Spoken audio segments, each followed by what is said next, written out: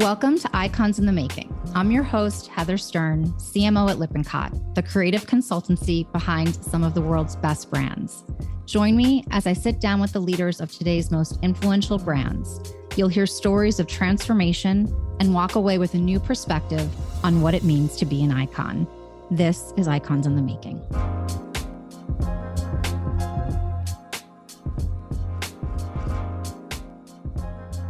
Connie Birdsall, creative director, connoisseur of craft, champion of capital D design, and chief cheerleader of Lippincott. I have the pleasure of sitting down with this wonderful human on the last day that she is going to spend at this firm, capping an iconic career that spans 35 years, travel to over 54 countries, growth from a small group of 10 designers in New York to a global practice of 85 designers, and a lot of blood, sweat, and tears. And I promised Connie I would bring the tissues, so I have them next to me. When each of us examines our careers, we can only hope that we're leaving our mark, something that reflects what we value, what we hustled for, what we built. In Connie's case, these marks are visible and enduring. The face of the Starbucks siren, the modernization of the PBS identity, the innovation of the Delta flying experience, and so much more. But there are also the tiny moments, thousands of crit sessions, client presentations, mentorship conversations, and internal debates that collectively has made Lippincott what it is today. So before she sets off for her next adventure, we have Global Creative Director Connie Birdsall in the hot seat to share her thoughts on the past and her hopes for the future. Hi, Connie. Hi, Heather. You started at a very different time. Yeah. Presentations were developed on 35 millimeter film slides. Social media wouldn't arrive for many, many years. Smoking was allowed in the office. And women had a strict dress code of skirts and stockings. We can talk forever about how much things have changed, but I'm most curious, what hasn't changed? Well, I mean, the drive to create hasn't changed, right? Like, I think the creative process is the creative process. And yeah, the technologies have changed. The tools that we have to work with have changed. We're way bigger than we used to be, so we have a lot more layers and support than we used to have. But I would say, sort of thinking back about like what makes a good identity and the process that goes into it, or a brand or an experience, is the rigor that you bring to the discovery and the collaborative nature of how we work here, which I think has always been a core strength of Lippincott and something that I hope we never lose, because you never know where the idea is going to come from. It can come from the most junior person on the team or the most senior person on the team. So I would say that part of our work really hasn't really changed that much. It's just really sort of how we get there and the tools that we have to get there that have been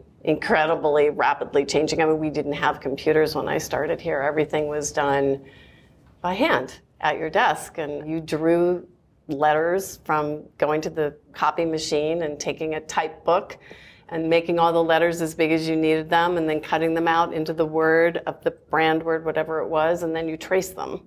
And then you added your design into that or a symbol on top of that. So it was a much more laborious process. I think maybe one thing that was a little bit different was there wasn't a lot of teeny iteration, right? Like that iterating that happens when you're just sort of in one zone, which is so possible when you're on the computer and you can do 150 variations in about, 20 minutes. We got 5 beautiful sketches to put up on the crit wall in a day. That was good day. Good day of work, So there's something really about small is beautiful to a certain extent, right? Yeah. And all the iterations sometimes, isn't always for a better end. So since you were little, you loved the arts and performance. You were a classically trained ballet dancer. I think you had said one of your first design projects was the cover of the booklet for one of the performances. Oh, yeah. Well, I started dancing, I think probably when I was 6. And I danced until I was about 26. So there was a fairly long love of dance. So yeah, you do a lot of performances, and it was in a small town, and I had a lovely ballet teacher who actually was very connected to the New York City Ballet, and she would bring in dancers from the New York City Ballet, and we would get on occasion to have these people there to train us. So it was fun. And then of course when we did recitals, let's call them recitals, back in the day, right? Like we had to do the cover art and all of that. And so I did a lot of photography with those kids too, like the little ones, and some of the art projects that I had in high school were all about like how to document the kind of love that a young person, a young child has for ballet and dance. And, so it's been something that I, in my life, have just really treasured, right? Like it's that thing I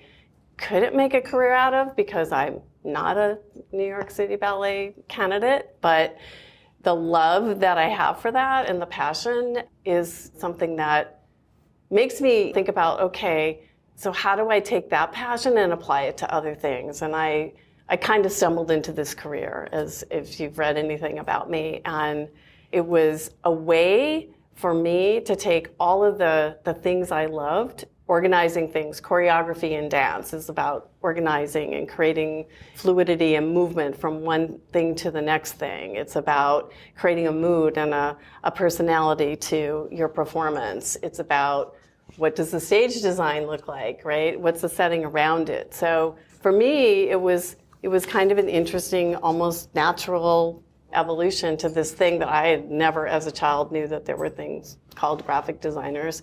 It's obviously much easier in today's world, or everybody knows about graphic design now, but it was just a kind of a sideways thing, and I love it. And I have the same passion for this as I really did for my early years dancing, so it's been amazing. What was the moment where you realized this could actually be a career that I can pursue? Was there a specific moment or experience? I was a bit of a wanderer. Like, I didn't know what I wanted to do. I don't know how many of you knew what you wanted to do when you got out of high school. I had no idea, but I was going to the University of Colorado in Boulder, so skiing was like at the top of my list of things I was going to do. And after a year of being out there, I have to be super honest, I have never been so homesick in my entire life. And I asked my parents if I could transfer. And then I went to the University of Iowa and got really involved in theater and dance there. But I also took a really interesting class, which was, I don't know what you would call it today, but it was a class about ideas. It was just about solving and creating solutions to different types of scenarios that a professor would hand out. And what I loved best about those things, or those projects, was putting them together into the presentation. And so how I was going to present my idea. And he said, it's really interesting. Like, some of your ideas are okay, but what you really do well is package them up. And so he was like, have you ever heard of the Kansas City Art Institute? And I said, no. And he was like, why don't you try summer school there? And so I took a summer class in typography. I had no clue that type was like a thing you could study, but I just was fascinated and loved it. And then of course I was on the phone with my father again. Can I transfer again? And he was like, if you can get done in 4 years, you can transfer. So that's how I ended up at the Kansas City Art Institute. Victor Papanek was the head of the department, and his philosophy was all about design for the everyman. And it was just a great, incredible experience for me. But I felt I had come late to the party. Everybody around me had been studying it for much longer, and I was sort of a newbie. And when you're new, you're learning, and your craft and all of the things that you work on the rest of your career are pretty rough. And I recognized that. So in graduating from the Art Institute, there were no jobs on the East Coast at the time. That was like in the 80s. I think we were in a recession out here. Everybody went west, and many people from my class went to Houston, Texas of all places, and we all had jobs in a week. And so that was kind of fun. I worked for an architecture firm as a graphic designer, so I worked on big environmental programs. They were doing projects in Saudi Arabia and all over the world, big stadium designs and how do you build those big signage elements. And I stayed there a couple of years, and my boss there was from Cranbrook Academy of Art. And he said, if you want to get your master's degree and study a little bit more, I highly recommend Cranbrook as a place for you to go. So I did that, and Cranbrook was, oh my God, Cranbrook was an experience. And they had ceramics, and they had architecture, and they had fabric and painting, and I mean, it was just this incredible studio environment, but it was a studio environment. So it was literally up to you to get up every morning, go to your studio, and work. There were no classes. So you had Kathy and Michael McCoy ran the program at the time, and it might be a question that's coming up about who's my icons, but they were. Spoiler alert. Spoiler alert. They were really important to me and my development. And you would talk through like what it is you wanted to work on. And I would have to say that it was very conceptual, and there wasn't any like real world stuff going on. So I played with type. It wasn't about solving a brand problem, or understanding a business context or anything like that. I absolutely loved it. It was hard. But Daniel Libeskind was the head of the architecture department while we were there. And of course, Daniel is world famous and worked on the 9/11 building. I took a class with Daniel, and that was mind-blowing. So it was really an incredible experience. And then the reason and the way I got to New York was we were a fun group, and I was in love with a sculptor who was ahead of me in school and had moved to New York. And so the last year I spent at Cranbrook, I was literally driving to New York from Detroit every Friday, and then back so that I could be in class on Monday morning. So that was like a 14-hour drive. But I was in love. So that's where I wanted to be. I wanted to be in New York, and that's kind of where I headed. Like the minute I was done with graduate school, I just beelined it here. I took the first job I got offered because, I mean, seriously, I had $200 in my pocket and I needed a job. It was a long time ago. I mean, it was 40 odd years ago, but they offered me $14,000 for the year. And I said, yes, I'll take it. And my dad was like, what? Didn't you just go to graduate school? And like, you made more when you were in Houston. And I was like, yeah, but this is like the best place. I'm working for this really well-known, like everybody wanted to work at Spot Grossman in Portugal. And back in the days, and that firm doesn't exist anymore, as I stayed for 5 years, they were acquired by WPP. When they were acquired by WPP, I had left and I had come here. This was my next job. They had to work off, like for the next whatever, 3 or 4 years, they had to work off the buyout, right? Which they did. And Russ had retired, but Jean Grossman and Joel Portugal, and some of you will remember, they started at Lippincott, all three of them. So they were a spin-off of this company from way, way back in the day. And so, for instance, Jean Grossman did the Coca-Cola identity. And he always said, when he was at Spot Grossman in Portugal, that they did it. And I was like, no, I think Lippincott did it. I learned that later. Yeah, so it was really an interesting connection. And when Ken Roberts got here, it was like the floodgates opened. And we just took off as a firm. And we started getting these incredible projects and all over the world. And remember, we were an office here in New York. We didn't have London. We didn't have Hong Kong. So if we had a project that was happening someplace else in the world, we were on a plane. Mm-hmm.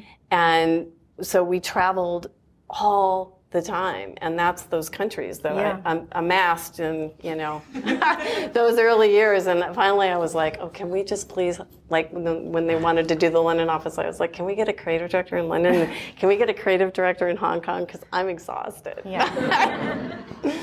What's amazing to hear is that there isn't this one aha moment or this one break, but it's a lot of hard work and putting yourself out there. And fast forward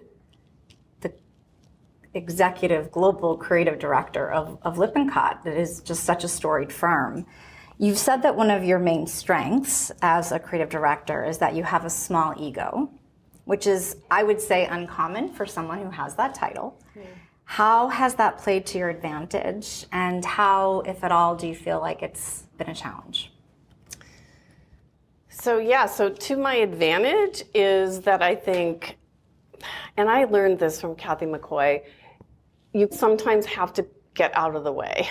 You have to let people grow on their own, right? And I mean, that was important to me. And so I recognize it as being very important for the people that I'm working with. So I can also be a bit of a micromanager with some small details, and that's something I don't like about myself. Like, but we forgive you. Thank you. So I think that was a strength, because I was able to work with a very, kind of broad group of creatives with all kinds of different backgrounds, and understand the strengths and things that they were bringing to the project without it having to be my idea or my this or my that. The weakness of it is the self-promotion of how the world has evolved today. So trying to make a name for me versus being part of this incredible place and being, a senior leader in a practice,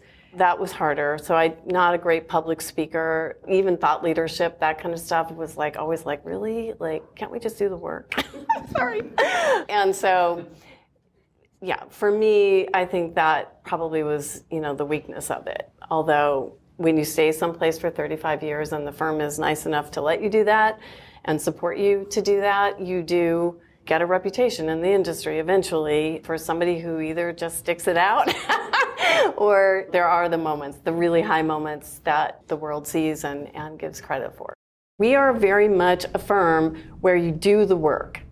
You don't just watch the work get done. And I've had young people who've come from other firms come up to me and say, you're different as a creative director. You actually participate in the project and you're interested in what's happening. You don't just buzz in at the end for taking all the glory. That style of the way this company has actually always been, I think, is special and unique to us. I don't think it's the same. I think there's some executive global creative directors in other firms that you probably never see very often in a crit or on an individual project. They might cancel your work, which is also something that I don't believe in. So yeah. I remember joining, and it was very much about, this is a company that's about the whole and the collective. It's not about any one person. Yeah. And I do think that is part of our special sauce. And I think it's actually quite refreshing. And you've been authentic, and I think have shown a type of leadership that can be very successful without leaning on ego or fear or any of that. So I commend you for that. So as a firm, we've also always been equal parts strategy and design. And design, I think, has definitely had its red carpet moment, as we've talked about, and is very much seen as a driver of business, which is not always the case. But what advice would you have for designers who are trying to find their own unique voice that may not look maybe like their counterparts in strategy or someone that they might see on TV, and kind of earn that seat at the table? Well, this is a tough one. When I was talking about the experience that I had at Cranbrook, which was very conceptual, and nothing was really driven by kind of trying to understand a business that I was working for, or how that business was going to grow, or what was happening in the context of the economy that was impacting business, et cetera. So that first 4 or 5 years that I was at Ansbach Grossman in Portugal, that was what was just a massive second graduate school for me, learning about the challenges that companies have and all the things that they face, and communicating authentically and about who they are, and how they want the world to see them, that is hopefully a reflection of who they truly are. That was fascinating to me. I knew nothing about finance. I knew nothing about energy business. I knew nothing about healthcare. And so for me, that part became really fascinating. I mean, I really thought I would stay at that first job 3 months. I was like, I'm going to be out of here. This is not my thing. But I got sucked into the interesting kind of complexities of the actual business that we're in and found it fascinating. Somebody suggested to me back in the day, you should read Fortune magazine so that you can understand, sort of what's happening in the business world. There's 1,000 business magazines that you could read. I suggest you continue to do that and, follow the news and stay current. You can't solve a client's problem if you don't understand what it is they do. You just can't, okay? And so designers, and I'm speaking to you in this audience because I think strategy folks are coming out of business school and have a different, kind of mindset about the world. It's important to take the time. And that's why strategy people, it's so important for designers to be involved in the early phases of a project and learning about the business, because you can't just have a brief handed off over a wall and hope to be crazily successful unless you really understand what it is you're trying to do for that company. So that's, I think, the important thing. And you don't have to speak up always in those meetings, but you have to soak it in and you have to learn and you have to be open and curious. Curiosity is, I think, a number one trait for a designer who wants to be successful in this industry. And then I do think as you're maturing, finding your voice and being able to rationalize your work in the context of what it is the client is trying to do is critical. And that's not easy, okay? I mean, I get it. It's hard. It's I just like it, right? And sometimes that's okay too. And you can, figure out a way to write the backstory. But, I think that if you want to be at the table, that's an important component. You have to speak up. You have to be heard. You don't want to speak over, but you do want to be, seen as smart, contributing part of the team. And that's what I would recommend. And there was a little bit of advice in there for strategists, but that was my next question. Advice for strategists who want to better understand and collaborate with their counterparts. Yeah, so that's a really interesting thing too. Early days, when we really didn't have the firm blueprint, if you will, was very different. We had about 5 people who I would call were sort of client-facing project managers and strategists. We had a small team of namers, and there weren't consultants and senior associates in strategy. I mean, they just didn't exist. So it kind of went from that senior person who was a strategy to a designer. So that was a very different dynamic. And the strategists were also very versed in design. So they came to this profession because design excited them. And the actual work of design and the creative of design, so the logos and the names and the visual systems and how those things were coming together and the brand architectures, and that excited them as much as the strategy work. And so I would just hope that, if you're a strategy person, that's part of what excited you about coming here, what excites you about the future, and to spend time with the designers. And I know it's harder because we're all a little hybrid now, and that's going to take a while to figure out. But, we used to work a designer would sit next to a strategy person and they would work together. And now we also have writers and we have the whole voice team, and that brings yet another dimension of creativity to what we're able to do. So we have people who are incredible business people who can really think about what it is we're trying to help the business do. We have the creative writers who can take that and articulate it into something that's really powerful and inspiring, so that the design team can then take it and bring it to life in a way, right? Now they're not working independent of each other. They need to work collaboratively together. And so if you've never worked with a designer, I suggest you like call one up and say, hey, let's work together today. You know, let's go in a room and like do it together. All right, we're gonna pivot a little bit and do more of a rapid fire. All right, looking back, one thing that you wish you did more of? Well, it would be probably the public speaking. Mm-hmm. One thing you wish you did less of? Signing expense reports. I told Brennan, I'm like, well, get ready. They're coming. A really happy memory.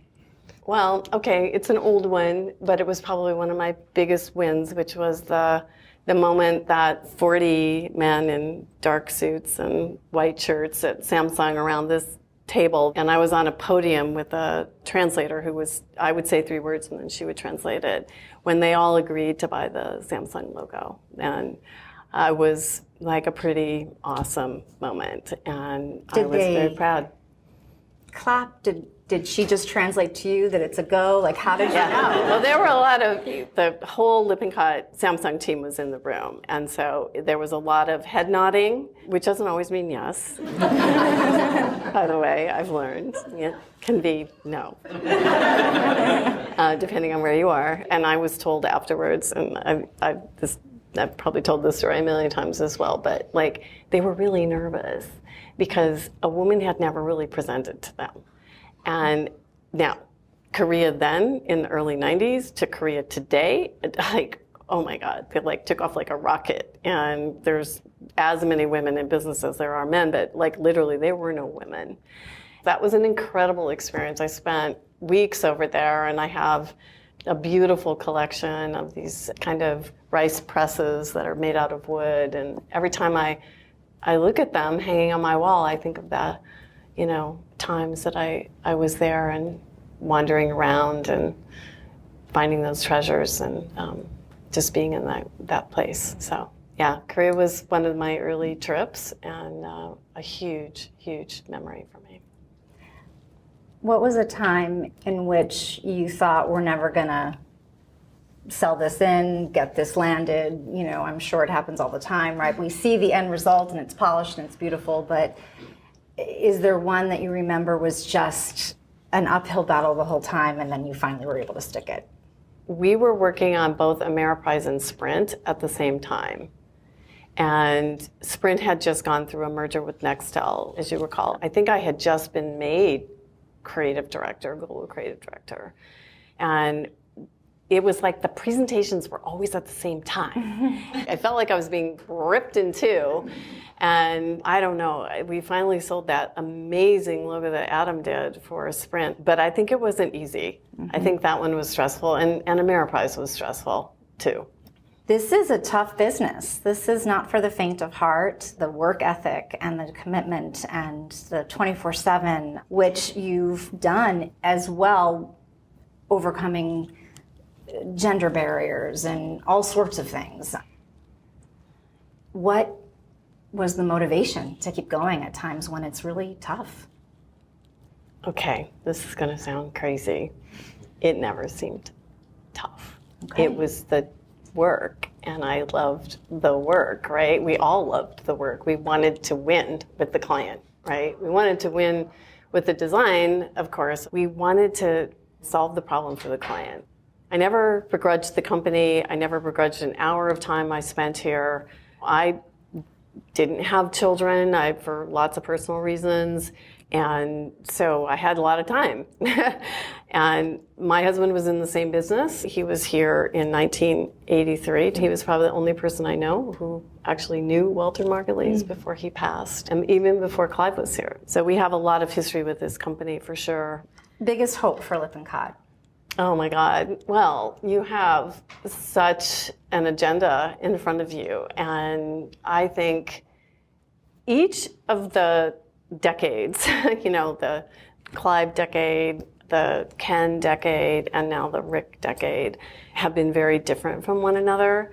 But what Rick has brought to the firm is a sense of rigor and management ability. And I don't think we ever really had that before. And so he's built a leadership team, of which I was fortunate to be a part of for quite some time, but that's really powerful. And they're really representative of all of the things that are important to the firm and where we're trying to go. My hope for you is that you reach all those goals and that you get those exciting projects that you all want to work on. And I know you'd like to do more consumer work, and I hope that those projects come to you and land in your lap, and that the whole digital team becomes yet another facet of what we can do and experiences. And lots is changing in the world. The whole AI, like, how is that going to impact what you all do every day, right? Like, it's fascinating to think about. And I mean, you've got an incredible team here. I mean, it's just so much talent. I mean, I'm just usually like in awe. Someone always said to me, always hire like the person who's better than you, right? Because that's how you grow and that's how you get to the next level. I just hope that we all have that mindset, and you're all awesome. So I think you'll get there. I have no doubt, and I can't wait to come back and visit and hear about all the successes. On behalf of this whole room and lots of people who are not in this room, thank you for everything that you've done and contributed and left, and to lots of firsts coming up. So thank you, Connie. You're amazing and iconic, and this was a great conversation. Oh, no, thank you for having me, and it's been an awesome journey, and I obviously didn't do it by myself. So thank you.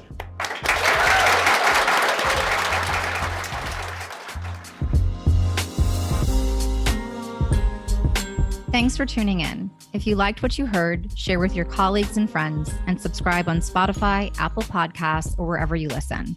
And if you're feeling really generous, leave us a 5-star rating. Thanks, and I'll see you next time.